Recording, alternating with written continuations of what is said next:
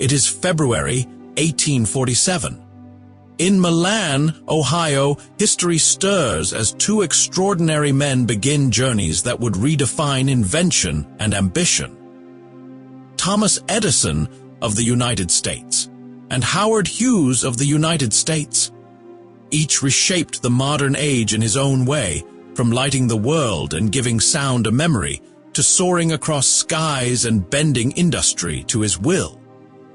Let us begin with the first, Thomas Edison. Thomas Alva Edison was born on the 11th of February in the year 1847 in the small town of Milan, Ohio. What made this curious boy, born in a modest Ohio village, one of the most prolific inventors in history? How did his mind turn silence into sound and darkness into electric light? What sacrifices did he make, and what secrets did he carry on his tireless quest to illuminate the world? Please watch my full video until the end, and don't forget to like, share, and subscribe. Please make sure to share it with your friends. Thank you. Now, let us dive into the full story. Thomas Alva Edison's life began far from laboratories or fame. He was the seventh and youngest child in a family of modest means. His father, Samuel Ogden Edison Jr., had fled political unrest in Canada, and his mother, Nancy Matthews Elliott, was a former schoolteacher with a deep belief in independent learning. In 1854, the Edison family moved to Port Huron, Michigan, where young Thomas's journey truly began. Edison's early years were marked by boundless curiosity and a restless energy. Unlike other children his age, he spent more time reading books and conducting simple home experiments than playing games. His mother noticed this and chose to teach him at home, encouraging a path that would one day lead her son to shape the very future of invention.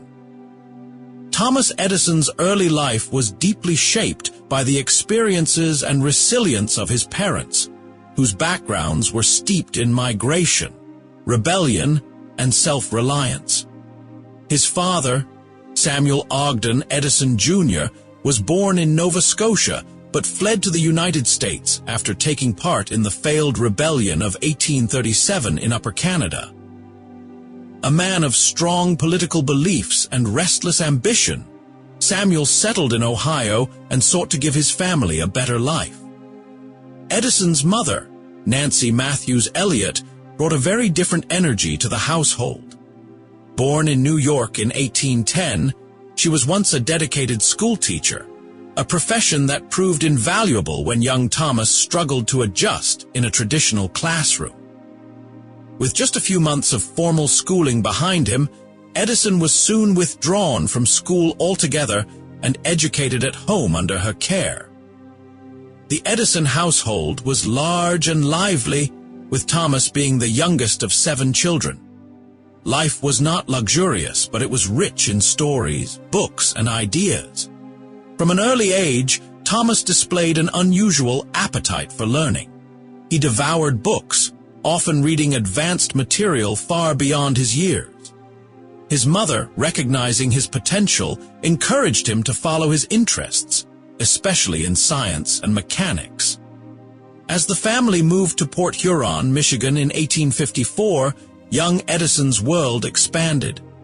He began setting up his first experiments in the basement, mixing chemicals and tinkering with makeshift gadgets.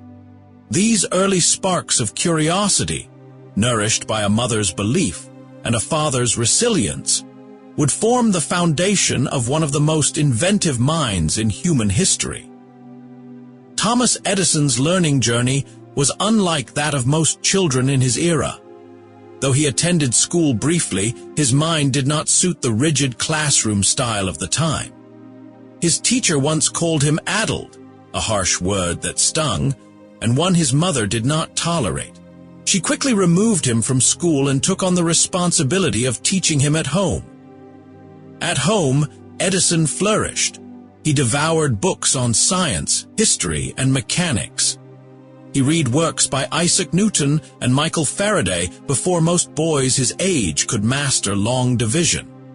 His bedroom turned into a laboratory filled with bottles, wires, and notes. This passion for hands-on experimentation would stay with him all his life. A major turning point came at the age of 12, when Edison began to lose his hearing. The exact cause was never confirmed. Some said it came from a childhood illness like scarlet fever. Others believed it was due to repeated ear infections. Edison himself later told dramatic stories, including one where he was pulled onto a train by the ears. Whatever the cause, his hearing loss would shape his world. But rather than slowing him down, his partial deafness became a strange advantage. It allowed him to focus more deeply, avoiding the distractions of everyday noise. He even claimed it helped him concentrate better on his experiments. Instead of falling behind, Edison leaned further into self-education. By teaching himself through trial and error, through books, and through bold experiments, he turned his so-called disability into a quiet strength, one that helped him reshape the sound and silence of the modern world. By his early teens, Thomas Edison was not just curious.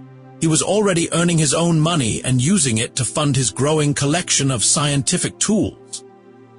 At the age of 12, he began working as a news butcher, selling newspapers, candy, and magazines on trains running between Port Huron and Detroit.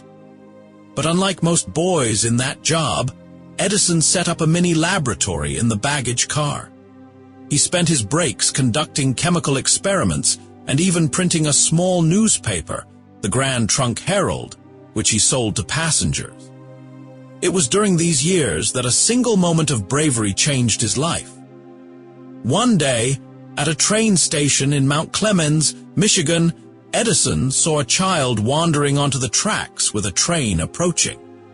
Without hesitation, he rushed in and pulled the boy to safety. The boy's father, a grateful station master named J.U. Mackenzie, offered to repay Edison by teaching him how to operate the telegraph.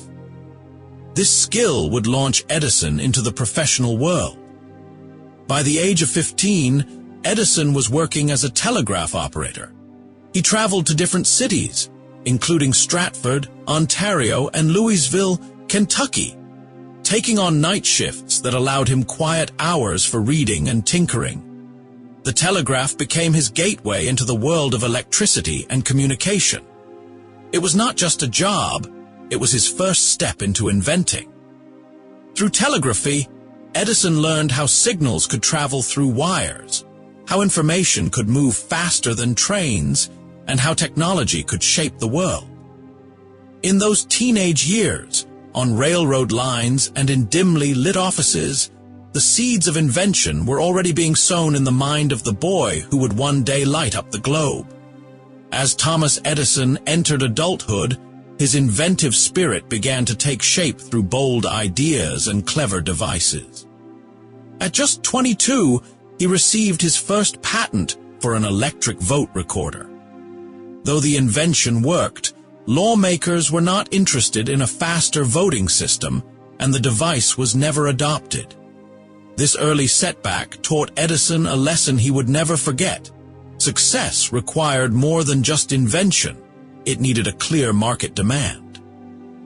Undeterred, Edison moved to New York City, where he struggled at first to find steady work. He eventually found employment with a company that dealt in stock tickers, machines that transmitted financial data. There, he quickly gained attention for his problem-solving skills. Before long, he and a colleague, Franklin Leonard Pope, formed their own company.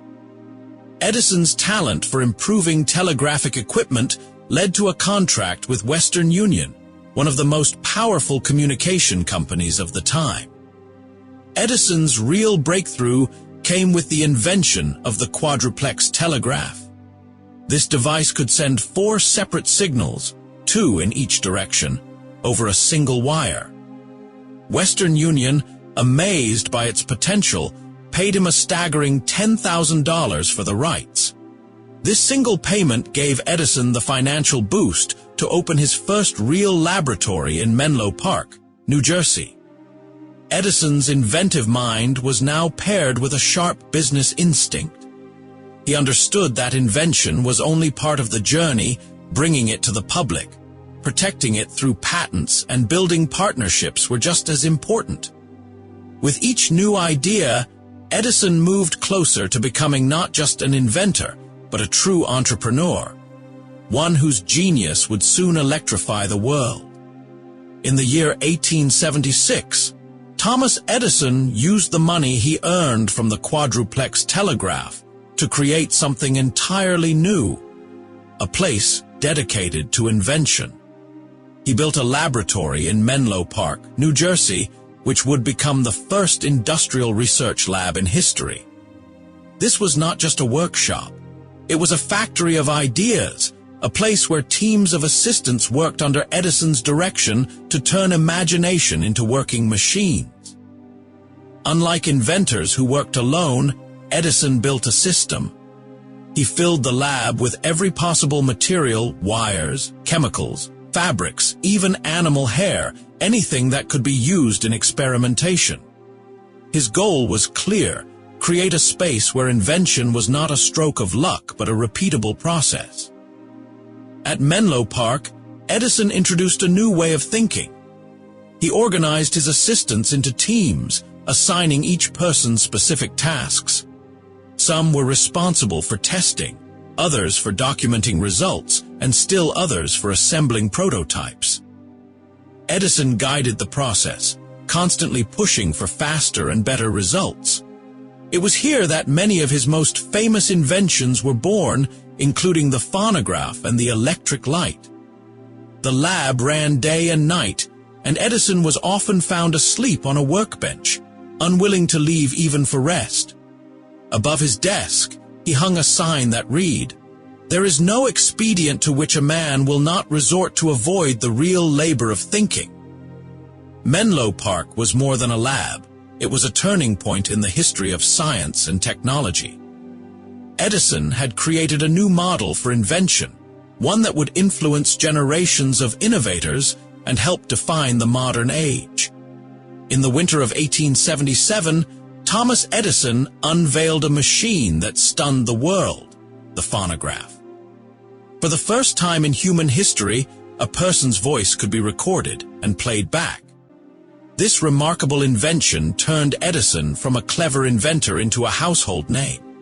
Newspapers hailed him as a wizard, and soon he was widely known as the Wizard of Menlo Park. The phonograph used a simple mechanism.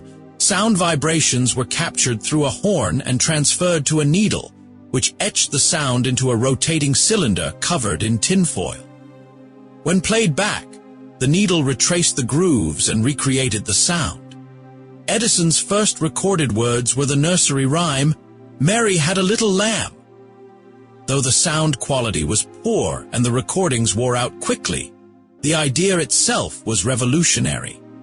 Scientists, politicians, and even President Rutherford B.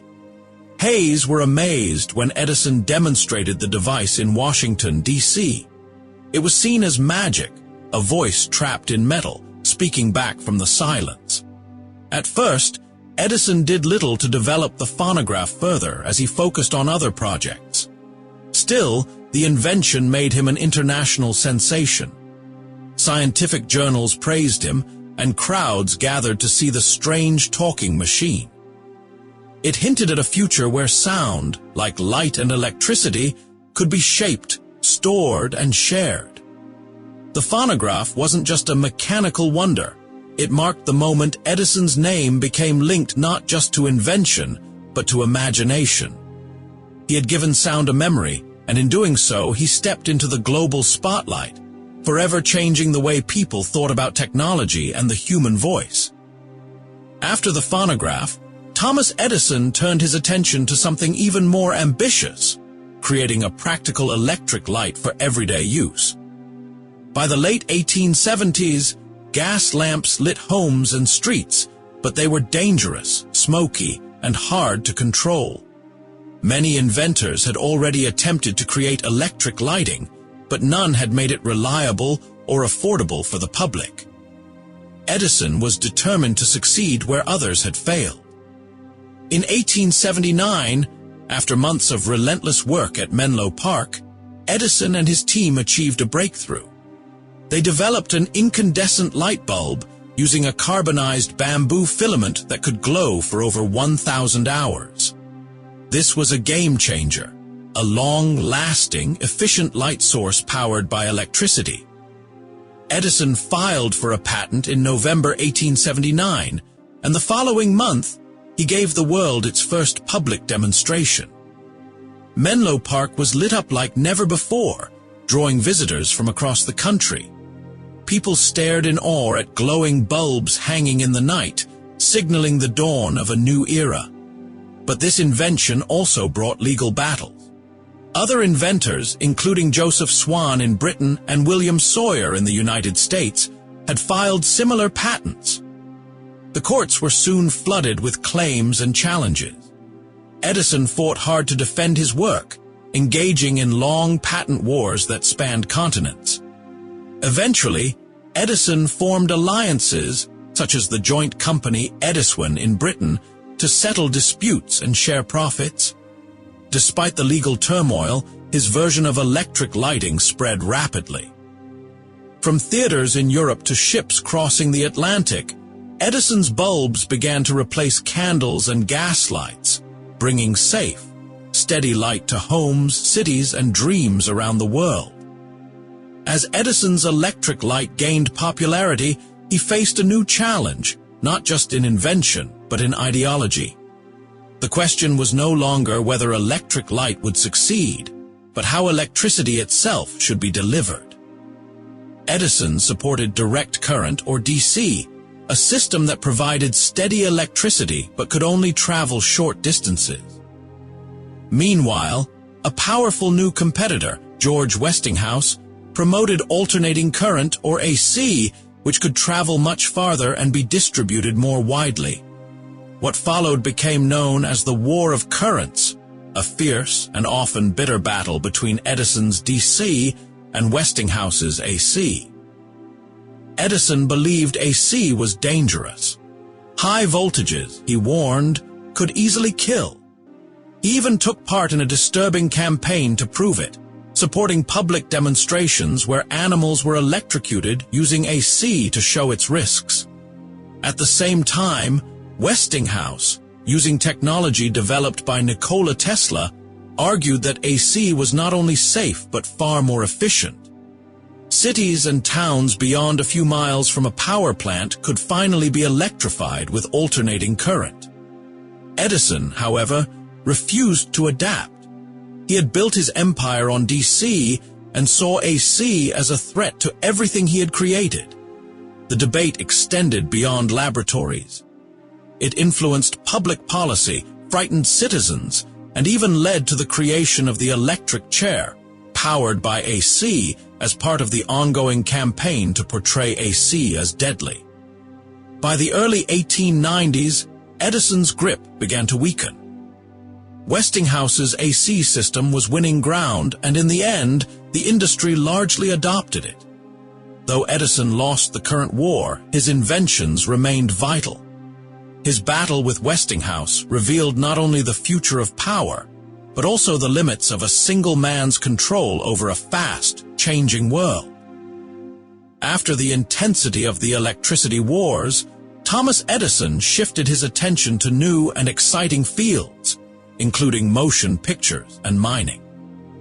In the late 1880s and early 1890s, Edison began exploring how to capture and display moving images. While the mechanical design was his idea, much of the photographic work was handled by his assistant, William Kennedy Dixon. Together, they developed the kintograph, an early movie camera, and the kinetoscope, a device through which people could view short films. Edison's films were simple but fascinating. Crowds paid to watch scenes of dancers, strongmen, or even a man sneezing. By the mid-1890s, Edison Studios was producing hundreds of short films. and public curiosity turned into widespread excitement. Though Edison later distanced himself from the movie industry's developments, his early work helped lay the foundation for what would become modern cinema. During this same period, Edison also became involved in mining. He tried to solve a major problem: how to extract iron from low-grade ore. He developed machines that could crush rock and separate iron using powerful magnets. Though the idea seemed promising, the project failed to turn a profit. Still, Edison didn't give up easily. He repurposed parts of the failed mining equipment for use in the cement industry and other projects. While some of these ventures were not financially successful, they showed Edison's relentless drive to innovate.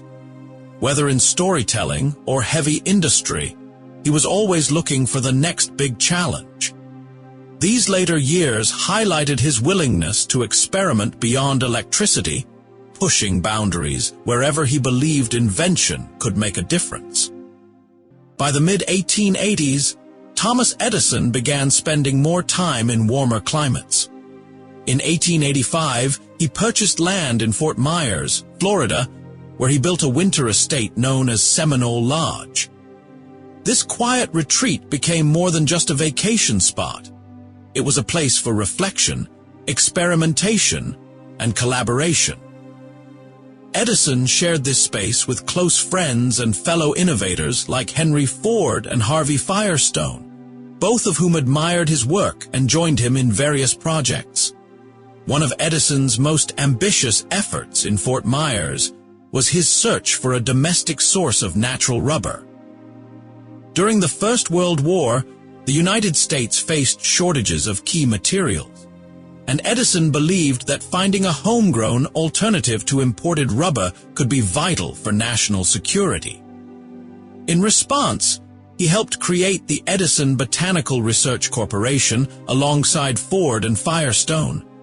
The three men invested $75,000 into the effort, with Edison conducting most of the research himself.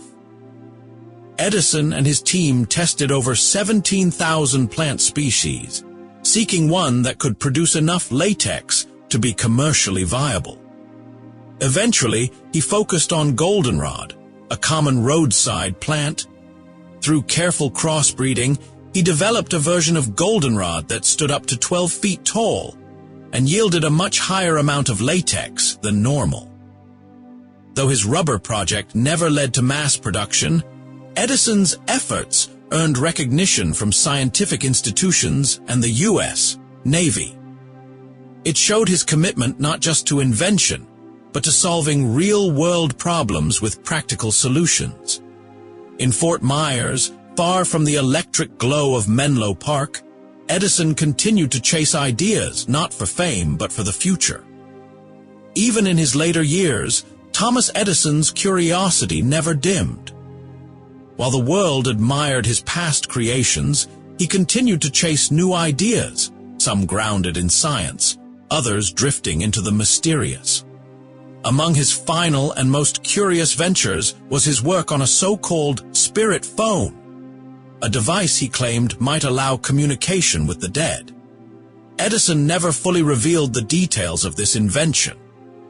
In a 1920 interview with American Magazine, he spoke seriously about building a machine that could pick up signals from what he called life units, tiny, invisible entities that might carry human personalities after death. He insisted it was not a matter of ghosts or superstition, but rather a scientific exploration. Newspapers had a field day with headlines declaring that the great inventor was speaking to spirits. Though no working model of the device was ever found and no blueprints were confirmed, the idea revealed something deeper about Edison. He was not afraid to explore the unknown. Whether or not he truly believed in communicating with the beyond, he saw the universe as full of unanswered questions, and he wanted to answer them all. Aside from this eerie project, Edison continued refining other inventions, such as improved batteries, phonograph models, and processes for making chemicals like phenol. He also helped supply the U.S. military with materials during the First World War, including compounds needed for explosives and recordings for battlefield communications. In these final years, Edison remained a figure of fascination, a man who had brought light to the world, but who now searched for signals in the dark. Whether building machines or chasing mysteries, he never stopped being the inventor. Behind Thomas Edison's fame as an inventor was a private life marked by love, loss, and family. He married twice and fathered 6 children, each with their own stories, some shaped by his legacy, others shaped by the struggles of living in his shadow. His first marriage took place on Christmas Day in 1871 when he wed 16-year-old Mary Stilwell. They had met just 2 months earlier, and she was working at one of his shops. Despite their deep affection, their life together was not easy. Edison was often away, buried in his laboratory work. Mary gave birth to 3 children: Marion, nicknamed Dot, Thomas Jr., known as Dash, and William, who later pursued a career in invention himself. Sadly, Mary died in 1884 at just 29 years old, possibly from a brain tumor or complications related to morphine use, which was common at the time. 2 years later, in 1886, Edison remarried. His second wife, Mina Miller, was the daughter of Lewis Miller, a respected inventor and philanthropist. More reserved and deeply religious, Mina brought a sense of balance to Edison's intense lifestyle.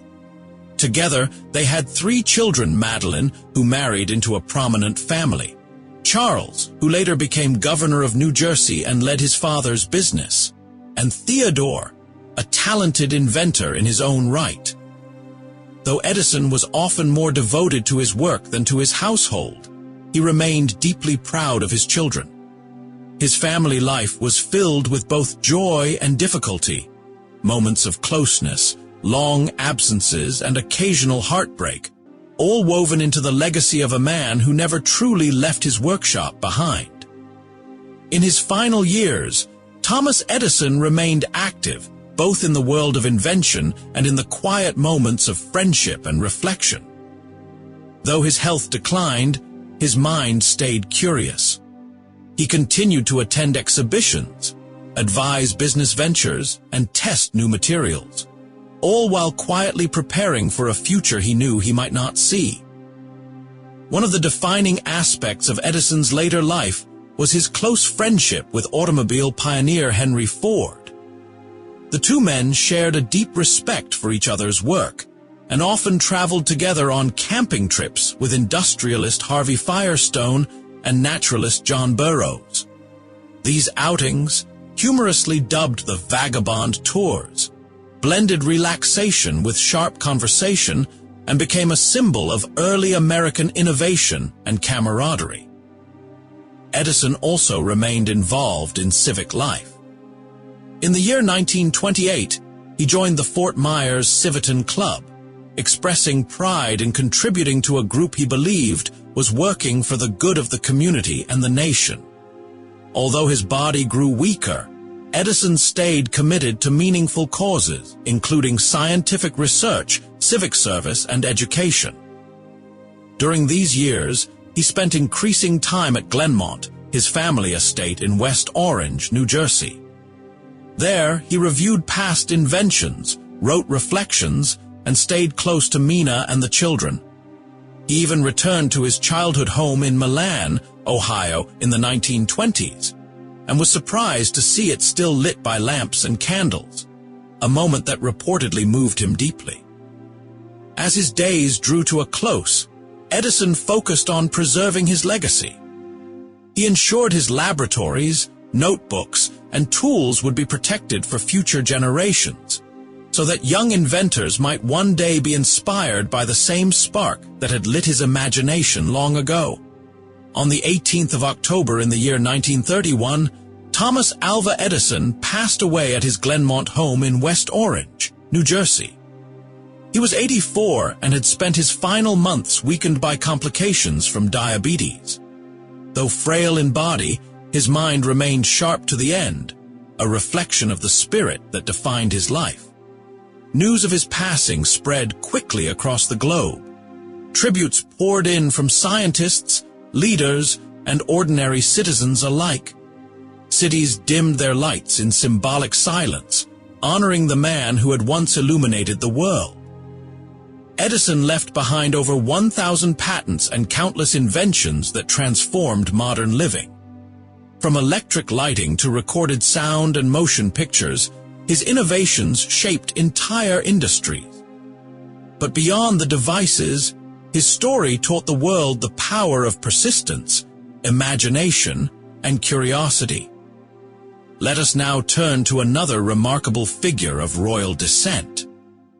Howard Robard Hughes Jr. was born on the 24th of December in the year 1905 in Houston, Texas. How did this boy, born into oil wealth and Southern tradition, grow to become one of the most enigmatic billionaires of the 20th century? What drove his passion for speed, film, and flight, and what secrets lingered behind the polished image of a genius? Was he truly a visionary or a prisoner of his own brilliant mind? Howard Hughes was born on Christmas Eve into a world of privilege. His father, Howard Robard Hughes Sr., was a successful inventor and businessman, known for developing a revolutionary drill bit that transformed oil drilling. His mother, Aline Stone Gano, was deeply protective and heavily involved in her son's upbringing. From the very beginning, young Howard was surrounded by both wealth and worry, raised with extreme care, yet given room to explore his growing curiosities. Even as a child, Hughes displayed signs of exceptional intelligence. At the age of 11, he built Houston's first wireless radio transmitter. By 12, he had constructed a working motorized bicycle using parts from a steam engine. These early achievements weren't just childhood projects. They were early signs of a restless and brilliant mind constantly reaching beyond the ordinary. His parents nurtured his talents, but they also imposed great expectations. Howard was not only their only son, he was the heir to a business empire and to a legacy of bold innovation. As he moved through childhood, invention, pressure, and genius would shape his destiny from the very start. Howard Hughes grew up surrounded by wealth, but also by deep emotional shadows. His father, Howard Robard Hughes Sr., was not just a successful oilman. He was a visionary who revolutionized drilling with his invention of the rotary cone drill bit. This single creation made the Hughes Tool Company one of the most profitable businesses in the American oil industry, and it laid the financial foundation for Howard Jr.'s extraordinary future. Despite the family's affluence, Hughes's childhood was marked by strong control and looming pressure. His mother, Aline, was known for her anxious care. She worried constantly about his health and appearance, checking him for illness and keeping him away from anything she believed might harm him. This strictness created a strange mix of privilege and fear, and would later echo in Howard's lifelong concerns about germs and personal safety. Tragedy came early. In 1922, when Hughes was just 16, his mother died suddenly from complications during surgery. Barely 2 years later, in 1924, his father also died unexpectedly from a heart attack while traveling. Within just 24 months, Howard had lost both parents, leaving him not only orphaned, but also in control of a growing business empire. At the age of 18, Hughes became one of the wealthiest young men in America. Through a special clause in his father's will and the help of trusted family advisors, he gained full control of the Hughes Tool Company. Though still a teenager, he now held immense financial power. But with that power came solitude, responsibility, and a future he would try to shape entirely on his own, without the guiding hands of either parent. Even before tragedy struck his young life, Howard Hughes had already shown signs of brilliance. From an early age, he was drawn to machines, wires, and anything that moved or made noise. He was not content to simply play, he wanted to understand how things worked. At just 11 years old, he built Houston's very first wireless radio transmitter. While other children were reading comic books, Howard was tuning frequencies and building circuits. A year later, he constructed a motorized bicycle using parts from an old steam engine and a few scraps from his father's workshop. This wasn't a hobby, it was an obsession. He worked tirelessly, testing gears and adjusting bolts until the machine roared to life. Neighbors were stunned to see a boy barely into his teens zipping through the streets on something he had invented himself. These inventions were more than just clever projects. They reflected a deep and natural ability to understand mechanics. Hughes also developed a fascination with mathematics and engineering, spending long hours with textbooks and blueprints. He learned quickly and taught himself even faster, driven by a restless mind that demanded challenge. His family recognized his talents and encouraged his curiosity, enrolling him in prestigious private schools. But Howard was never satisfied in traditional classrooms. He often grew bored or frustrated with the slow pace and rigid structure. What he craved was freedom, the space to experiment, to build, and to solve problems on his own terms. By the time most boys were still dreaming about the future, Howard Hughes had already taken his first real steps toward building it. Machines, invention, and independence had already become central to his identity, long before the world knew his name. Howard Hughes's formal education was short-lived. After his mother's death in 1922 and his father's passing just 2 years later, Howard found himself at a crossroads. He had briefly attended the California Institute of Technology and later enrolled at Rice University in Houston. But academic life could not contain his ambition.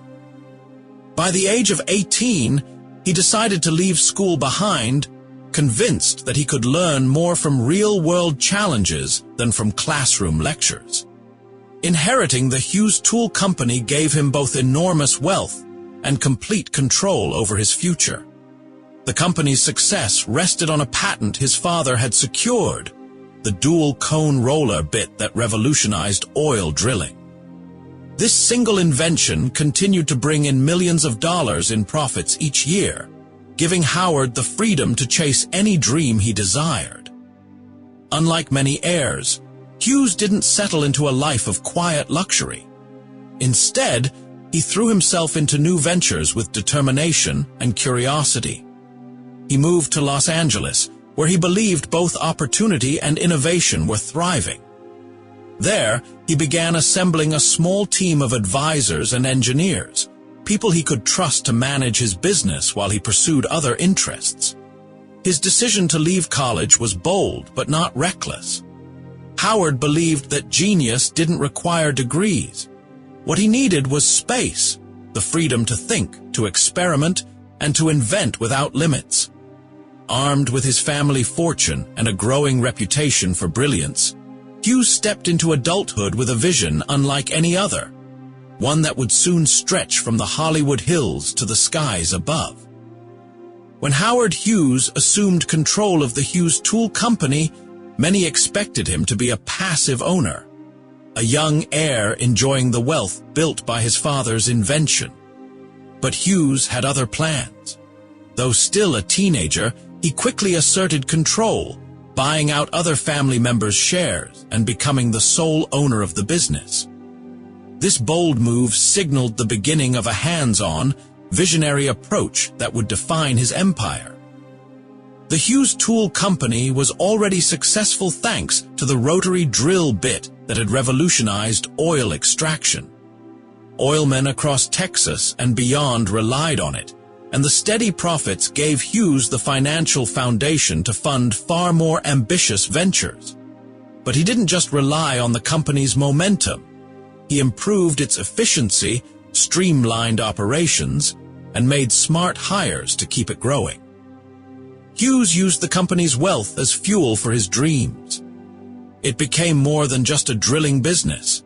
It was a vault that powered his ventures into film, aviation, and science. He treated the tool company like a personal bank, reinvesting profits into bold experiments, high-risk ideas, and state-of-the-art equipment. His management style was unconventional. He avoided boardrooms and meetings, preferring to communicate through memos and letters. Yet his instincts were often right, and the company remained highly profitable under his rule. While others played it safe, Hughes used the tool company's success as a launch pad, not to rest, but to build, invent, and explore. Through this foundation, Hughes created a model that combined industrial power with personal ambition, a strategy that would carry him far beyond oil fields into film studios, airplane hangars, and history itself. With the Hughes Tool Company generating steady profits, Howard Hughes set his sights on Hollywood. In the late 1920s, Los Angeles was not just the center of the film industry.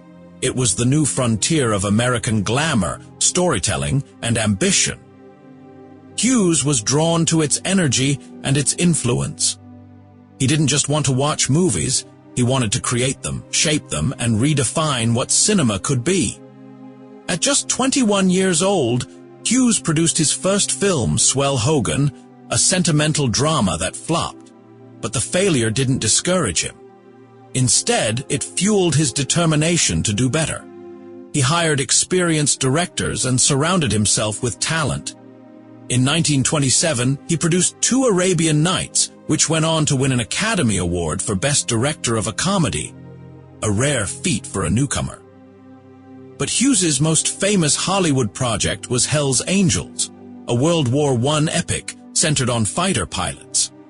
Determined to capture aerial combat like never before, he purchased dozens of planes, hired skilled pilots, and filmed dangerous midair scenes. The production took years and cost over $4 million, an enormous sum at the time. When sound technology advanced during filming, Hughes halted production and reshot major portions to include synchronized dialogue. Released in 1930, Hell's Angels dazzled audiences with its action and spectacle. The film made Hughes a major Hollywood player and introduced a new star, Jean Harlow. His approach to filmmaking was intense, obsessive, and groundbreaking. Hughes wasn't just chasing fame, he was building a legacy of innovation through celluloid, light, and sound. In Hollywood, he found a second runway not for planes, but for imagination. Howard Hughes's love for flying was more than a hobby. It was a full-blown obsession. Even during his years in Hollywood, his fascination with aviation never faded. To him, the sky was not a limit, it was an invitation. By the early 1930s, he had earned his pilot's license and was spending increasing amounts of time in the cockpit, pushing boundaries and seeking speed. In 1932, Hughes established the Hughes Aircraft Company in Glendale, California. Unlike traditional manufacturers, his company operated more like a secretive lab. Engineers and designers were given enormous freedom, endless resources, and one clear mission: to build the fastest, most advanced airplanes in the world. Hughes wanted to break records, defy expectations, and reshape the future of aviation. The company's first major triumph came with the H-1 Racer, a sleek, all-metal monoplane designed for speed. With retractable landing gear and a streamlined fuselage, it looked like something from the future. In 1935, Hughes flew the H-1 himself and shattered the world speed record for land planes, reaching 352 miles per hour. It was a defining moment, proving that his passion and his engineering were more than just rich man's dreams. Hughes aircraft continued to grow, taking on military contracts and becoming a key player in the American defense industry. Behind the hangar doors, secret projects and bold designs took shape. The company operated in silence, but its ambition soared. To Hughes, flying was freedom from gravity, from doubt, from the past. Through Hughes' aircraft, he built more than machines. He built symbols of American daring, precision, and imagination. And each time he took to the skies, he wasn't just chasing speed, he was chasing destiny. By the mid-1930s, Howard Hughes was no longer just a businessman or a filmmaker. He was a pilot determined to make history. His obsession with speed led to the creation of one of the most innovative aircraft of the era, the H-1 Racer. Sleek, silver, and unlike anything that had flown before, the H-1 was a masterpiece of engineering, and Hughes planned to pilot it himself. On the 13th of September in the year 1935, Hughes took off from Santa Ana, California, in the H-1. The plane roared across the skies, cutting through the air at astonishing velocity. By the time he landed, Hughes had set a new world speed record for land planes, clocking in at 352 miles per hour. The aviation world was stunned. No civilian, let alone a film producer, had ever flown so fast. But Hughes wasn't finished. 2 years later, he modified the H-1 with longer wings and set out to break the transcontinental speed record. On the 19th of January in the year 1937, he flew from Los Angeles to Newark, New Jersey, in just under 7.5 hours. It was another triumph, cementing his reputation as a fearless pilot and a visionary engineer. The H-1 wasn't just a fast plane, it was a symbol of Hughes's philosophy: build the best, fly the fastest, and never accept limits. His daring feats captured the imagination of the public and earned him admiration from military leaders and aviation pioneers alike. With each new record, Hughes proved that he wasn't content to observe history. He intended to rewrite it, one flight at a time. By the late 1930s, Howard Hughes had already broken speed records and dazzled Hollywood. But his next feat would elevate him from national figure to global icon. In the summer of 1938, Hughes announced his boldest venture yet, a flight around the world. He planned to circumnavigate the globe faster than anyone had before, using a specially modified Lockheed Model 14 Super Electra. On the 10th of July in the year 1938, Hughes and a carefully chosen crew departed from Floyd Bennett Field in New York. Their route would take them through Paris, Moscow, Omsk, Yakutsk, Fairbanks, and back to New York. Navigating with early radio equipment and detailed charts, the crew pushed through time zones and turbulent skies, rarely stopping to rest. In just 91 hours, slightly less than 4 days, Hughes completed the journey, landing to thunderous applause. He had shattered the previous record and brought the world closer together through speed and precision. The entire globe watched his flight in real time through radio broadcasts and newspaper updates. Hughes became a symbol of what modern technology, determination, and courage could achieve. After returning, he was greeted with parades, honors, and even a ticker tape celebration in New York City. President Franklin D. Roosevelt personally congratulated him. Hughes, however, remained humble, crediting his crew and the engineering behind the aircraft. This flight wasn't just about fame, it was about proving that the world was shrinking, that distance was no longer a barrier. Hughes had connected continents and captured imaginations. In those 4 days, he didn't just fly around the Earth, he brought the future a little closer to everyone on it. As World War II reshaped global industry, Howard Hughes focused his aviation talents on military innovation. One of his most ambitious projects was the XF-11, a high-altitude reconnaissance plane commissioned by the U.S. Army Air Forces. Designed to outpace and outclimb enemy aircraft, the XF-11 was sleek, fast, and powerful. But like many of Hughes's ventures, it came with risks. On the 7th of July in the year 1946, Hughes took the prototype up for its first test flight over Los Angeles. Things started smoothly, but disaster struck when a hydraulic failure caused the right propeller to reverse pitch midair. Hughes struggled to control the plane as it lost altitude over the Beverly Hills neighborhood. In a desperate attempt to avoid a schoolyard and homes, he crash-landed the XF-11 into several houses.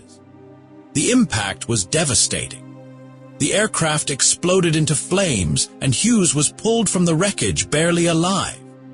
He had suffered broken ribs, a shattered collarbone, a punctured lung, severe burns, and multiple internal injuries.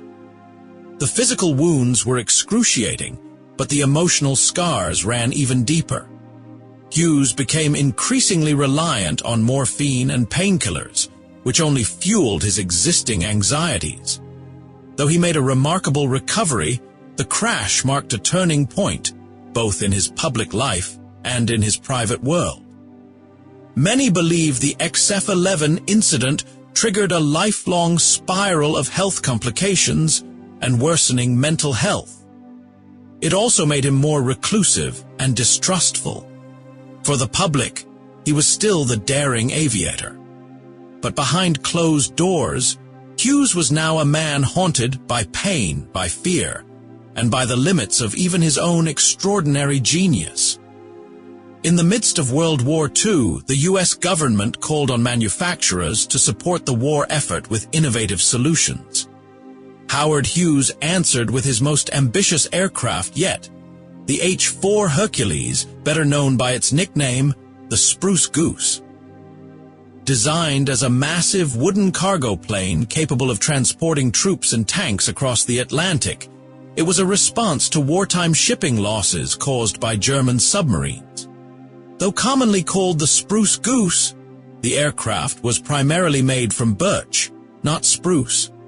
It was the largest flying boat ever constructed, with a wingspan longer than a football field.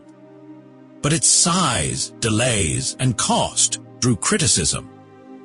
By the time it was completed, the war was already over, and many questioned whether it had ever been needed at all.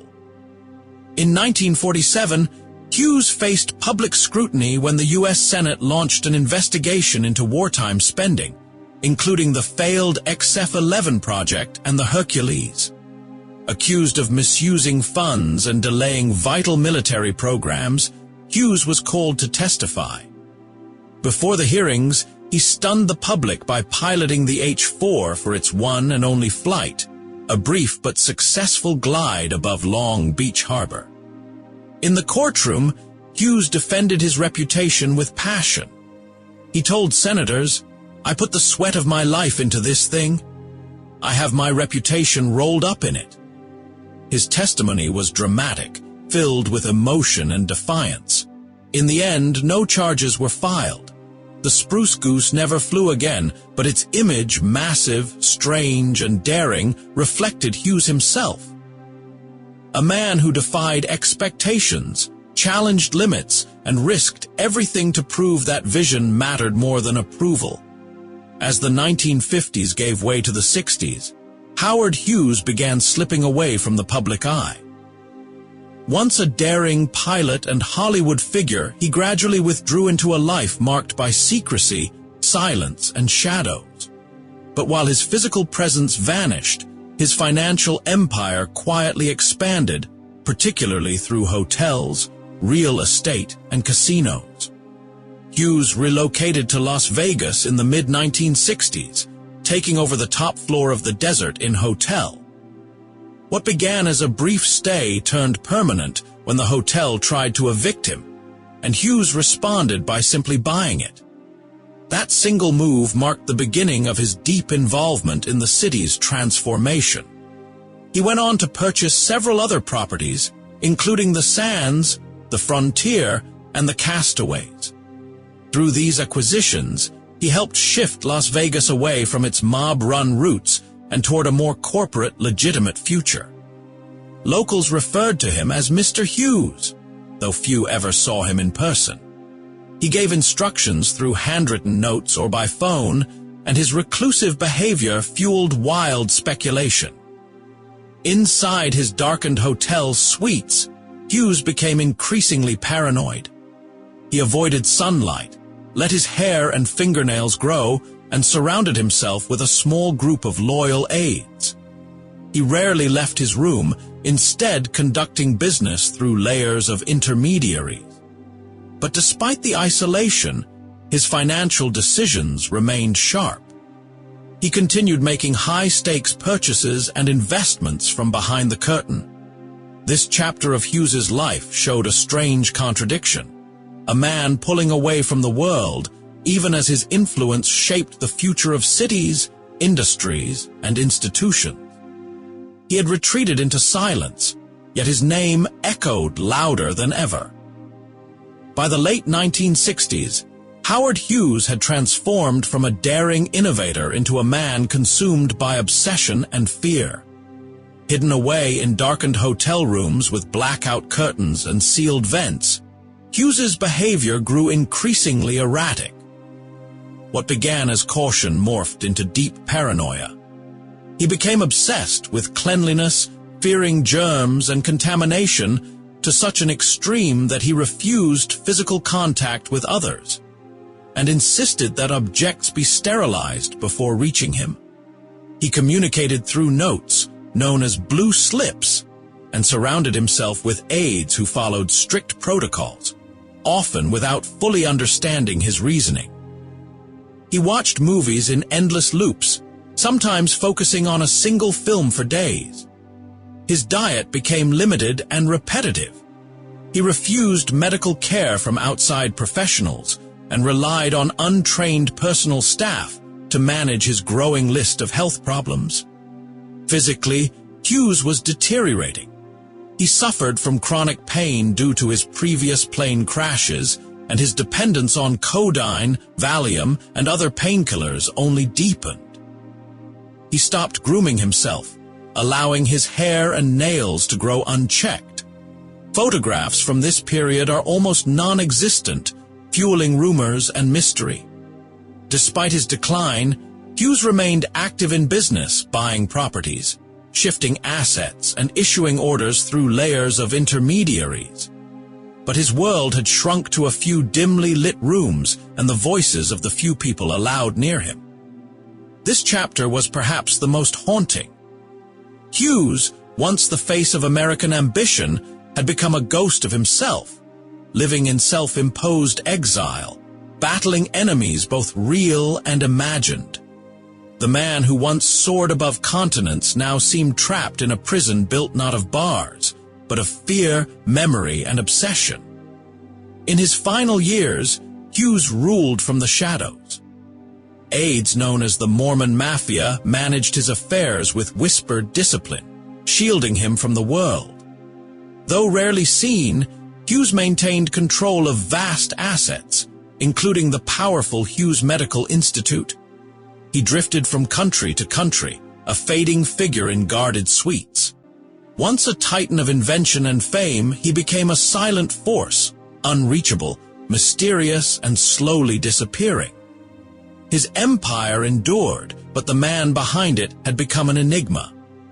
Howard Hughes died on the 5th of April in the year 1976, aboard a private plane en route to Houston from Mexico.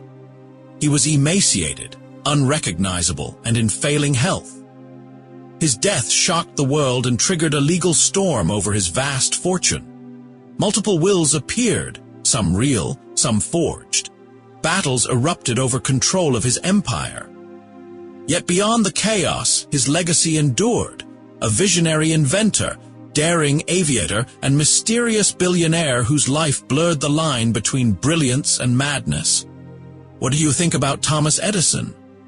Was Edison a brilliant mind, the tireless inventor who lit the world, recorded its voice, and reshaped the modern age through sheer persistence and genius? Or was he a complex figure, overshadowing rivals, guarding patents fiercely, and leaving behind a legacy both admired and contested? And what about Howard Hughes? Was Hughes the bold aviator and visionary tycoon, soaring above records, dazzling Hollywood and redefining what one man could achieve in a lifetime? Or was he a tragic soul, imprisoned by obsession, lost in silence, and remembered more for his isolation than his daring? Were these men architects of progress, or symbols of how brilliance can blur into burden? Did their light illuminate the future, or cast shadows even they could not escape? Their stories challenge us to ask, what does it truly mean to leave a legacy? Let us know in the comments below. And if this story moved you, please like, share, and subscribe to our channel for more powerful tales from the past. Stories of courage, choice, and the quiet force behind history. Thank you so much for watching.